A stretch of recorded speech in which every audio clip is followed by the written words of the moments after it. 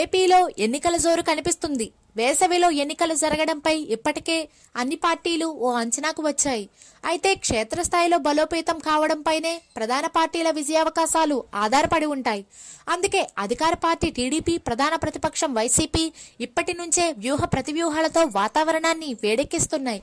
అయితే ఇటీవలే ఎన్నికల సంఘం నుంచి గాజు గ్లాసు గుర్తు పొందిన జనసేన పార్టీ కూడా 2019 ఎన్నికలను చాలా సీరియస్ గా తీసుకుంటుంది.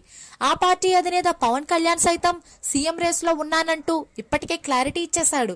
కర్ణాటకలో కుమారస్వామి సీఎం అవగాలేనిది తాను అవలేనా అంటూ ధీమా వ్యక్తం చేస్తున్నాడు పవన్ కళ్యాణ్.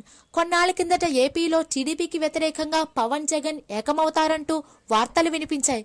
కానీ పవన్ జగన్ ఒకరిపై ఒకరు వ్యక్తిగత విమర్శలతో రెచ్చిపోవడంతో జనసేన వైఎస్ఆర్సీపీ మధ్య సఖ్యత కష్టమేనని తేలిపోయింది. అంతేకాదు పవన్ జగన్ మధ్య పచ్చగడ్డి వేస్తే బగ్గుమనే పరిస్థితి నెలకొంది. ఈ నేపథ్యంలో పవన్ కళ్యాణ్ జగన్ నియోజకవర్గమైన పులివెందులపై ప్రత్యేక దృష్టి పెట్టినట్టు తెలుస్తోంది. రాయలసీమలో జగన్ ఫ్యామిలీకి పులివెందుల అంటే కంచుకోట లాంటిది అని చెప్పాలి. అలాంటి చోట జగన్ కు గట్టి బుద్ధి చెప్పాలని పవన్ భావిస్తున్నాడట.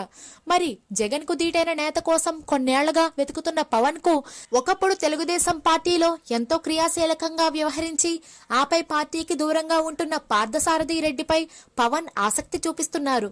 పార్థసారథి రెడ్డితో జనసేన వర్గాలు కూడా ఈ విషయంలో చర్చలు జరిపినట్టు సమాచారం. పులివెందులలో జగన్ కు పోటీగా ఆయనే బరిలో దిగుతారని టాక్ వినిపిస్తుంది.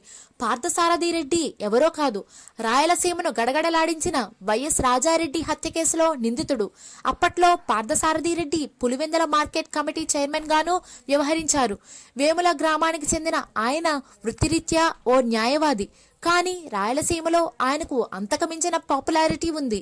పులివెందులలో జనసేన పార్టీ తరపున పార్థసారథి పేరు ఎక్కువగా వినిపిస్తుండటంతో పవన్ సరైనోడ్నే పట్టాడని కామెంట్లు వస్తున్నాయి. If you like the video, please like us and subscribe Tollywood Nagar.